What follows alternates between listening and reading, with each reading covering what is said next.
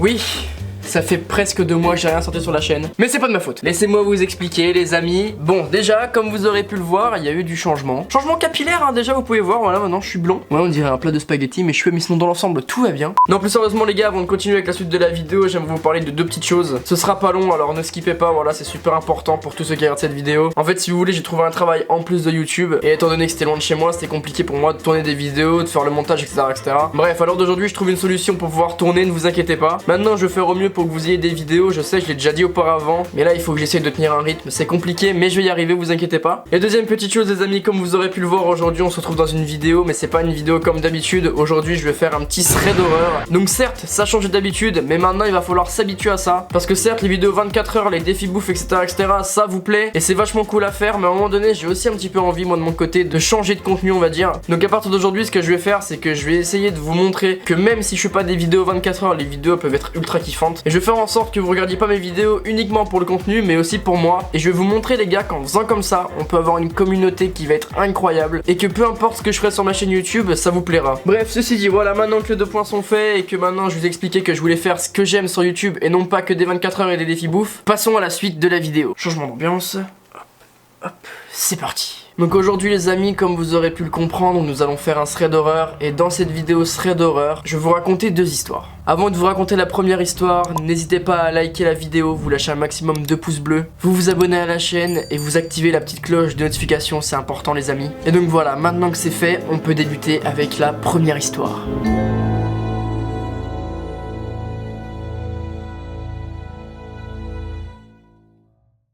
Je voudrais commencer avec une première histoire qui m'a vraiment plu et dans laquelle je me suis directement senti intégré et dans laquelle je me suis directement plongé quand j'ai commencé à la lire. Donc tout commence dans les années 90. Un homme appelé Joe Metheny.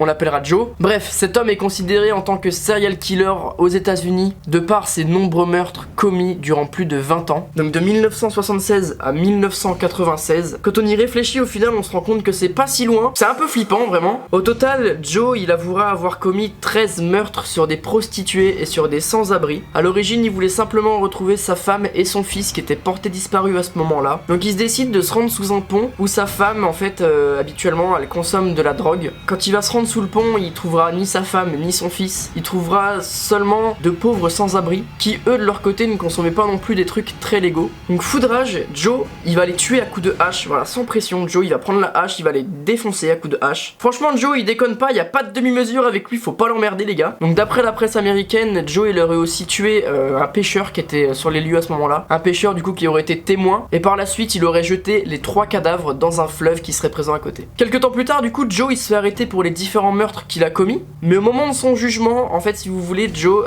il n'y avait pas assez de preuves contre lui pour qu'il puisse se faire incarcérer. Donc à ce moment-là il est alors libéré et il décide de se remettre à la recherche de son fils et de sa femme. Donc maintenant que le contexte est posé, vous vous rendez compte voilà que Joe c'est pas un rigolo, il veut retrouver sa femme et son fils. Donc maintenant que vous avez un petit peu les circonstances et le contexte dans lequel on se trouve, on peut continuer avec la suite de l'histoire, parce que c'est maintenant que ça commence à devenir super étrange. Donc si les premiers crimes de Joe c'était des crimes qui étaient plutôt passionnels, les prochains ils semblent être vraiment commis plus par envie que par vengeance. Je m'explique, en gros quelques mois suivant les premiers meurtres, Joe il va violer et tuer 2 prostituées, mais cette fois-ci pour se débarrasser du corps il va non pas jeter donc les victimes dans un fleuve, mais il va utiliser une technique de grand malade, et ça faut vraiment être un grand psychopathe pour utiliser cette technique. Il va démembrer et découper les corps des victimes en question. Selon lui-même, je cite, c'est ce qu'il a dit: comme un boucher, j'en ai fait de la viande et je les ai mis dans des tupperwares. Voilà, c'est pour vous expliquer un petit peu que Joe c'est vraiment pas un gigolo comme on dit. Bref, en rentrant chez lui, Joe il est pris d'un petit instant de folie et il va mélanger de la viande humaine avec du bœuf et du porc, et il va en faire des steaks pour après les manger. Faut quand même être un sacré malade. Au fil des semaines suivantes, Joe il va acheter une petite caravane et il va se mettre à vendre des hamburgers en bordure de route. Mais comme vous vous doutez les amis, c'est pas des simples hamburgers, ça va être des burgers à base de viande humaine. Donc les gens qui passent en bord de route, que ce soit des routiers, que ce soit des vacanciers, que je sais pas, que ce soit des gens qui habitent là, des gens du coin, ils vont non seulement acheter les burgers, mais en plus de ça ils vont les manger, ce qui est normal. Mais au final ils vont manger involontairement de cette merde en fait. Ils vont vraiment manger de la viande humaine involontairement. Donc lors de son arrestation, Joe il va parler aux policiers et il va leur dire que jamais personne ne s'est plaint du goût de ses burgers et de sa viande, étant donné que la viande humaine en fait a un goût qui se rapproche beaucoup du goût de la viande de porc, et que si on mélange les deux, eux, en fait, personne ne peut faire la différence. Dans tout ça, Joe, non seulement il est complètement azimuté, mais en plus de ça, c'est dire qu'il est quand même relativement malin pour mélanger de la viande humaine avec de la viande de porc, étant donné que ça a le même goût. C'est-à-dire que le mec, déjà, il a bouffé de la viande humaine, il s'est dit, tiens, ça ressemble à de la viande de porc. Si je mélangeais les deux, personne ne pourrait se douter que c'est de la viande humaine. Enfin bon, le pire dans tout ça, c'est que ça devient vraiment une habitude, et à partir du moment où Joe, il va manquer de viande, ce qu'il va faire, c'est qu'il va aller faire d'autres victimes, il va aller tuer d'autres personnes, d'autres prostituées, d'autres sans-abri, pour regonfler ses stocks, pour avoir de la viande. Donc rendez-vous bien compte que c'est pas seulement des personnes qu'il trouve dans la rue, il va vraiment s'acharner sur des pauvres prostituées et des sans-abri. Donc on n'a pas plus d'infos par rapport aux personnes qui ont mangé de cette viande. Après plusieurs temps de recherche, j'ai pas pu trouver d'autres informations par rapport à ça. Dans tous les cas, en 1996, Joe il va se faire arrêter après qu'une de ses victimes ait réussi à s'enfuir. Donc quand il se fait arrêter, les autorités elles pensent que Joe, tout simplement il va essayer de se défendre, ce qui est tout à fait logique. Mais non, au contraire, Joe il va avouer avoir commis 10 meurtres. Et il va même donner des détails sur chacun de ces meurtres. Donc voilà les gars, si vous voulez en savoir plus, je vous laisse aller voir. Voilà, je vous épargne les détails. Et il va même dire aux policiers, encore une fois, c'est ces mots à lui que j'utilise: jamais je ne dirai que je suis désolé parce que ce serait mentir. Donc la prochaine fois que vous roulez sur la route et que vous voyez un stand de bœuf, assurez-vous de penser à cette histoire avant même de prendre une bouchée de ce hamburger.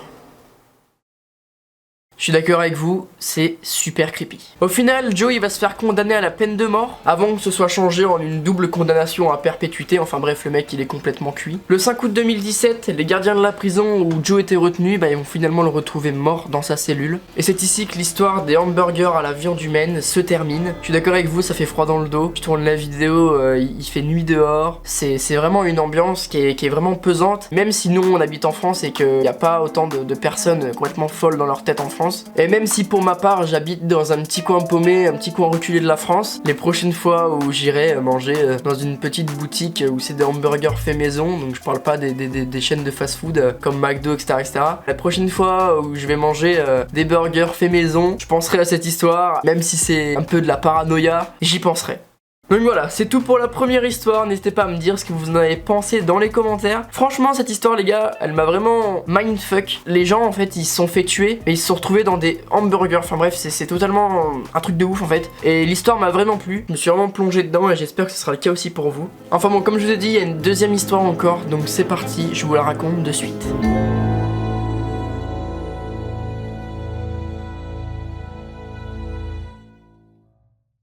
Cette histoire se passe à partir du 24 février 1978, aux alentours de 22 h. Il y a 5 hommes âgés de 24 à 32 ans, donc il y a Weyer, Mathias, Madruga, Huet et Sterling, qui roulent sur les routes du nord de la Californie. Donc ces 5 personnes, ce sont 5 amis qui sont eux-mêmes tous atteints d'un léger retard mental. Et donc à ce moment-là, ils reviennent de la ville de Chico, qui est une ville de la Californie, ville où ils ont assisté le soir même à un match de basket de l'université locale. Donc peu de temps après le match, la petite bande de 5 potes, elle décide de s'arrêter sur une épicerie qui se trouve en bordure de route pour faire le plein de nourriture, pour faire le plein de snacks, de gâteaux, trucs comme ça. En sachant qu'à ce moment-là, du coup, 70 km les séparent de leurs maisons respectives. En gros, donc la petite aire de repos où il y a la boutique, elle se trouve à 70 km de leur maison. Donc ils s'arrêtent, ils prennent à manger, etc., etc. Tout se passe bien. Et après, du coup, ils décident de reprendre la route. Et en fait, ils arrivent à l'embranchement de la route 99. Et en fait, à ce moment-là, plutôt que d'aller au sud pour retourner directement chez eux, la bande, elle va bifurquer au nord-est. Donc totalement à l'opposé de là où ils devraient aller de base. Les autorités vont retrouver leur voiture, donc la voiture dans laquelle ils étaient, le 28 février, au milieu de nulle part. Donc le 28 février, c'est 3 jours après que l'alerte ait été lancée par les familles, l'alerte comme quoi ils n'étaient pas rentrés chez eux. Et donc quand la voiture a été retrouvée, elle était vide et verrouillée, en gros elle l'avait fermée à clé, et elle se trouvait dans un énorme tas de neige. Et tout ça à près de 120 km de Yuba City. Donc Yuba City, comme vous l'aurez compris, c'est la ville là où ils habitent tous. Donc la disparition, elle va étonner, elle va vraiment étonner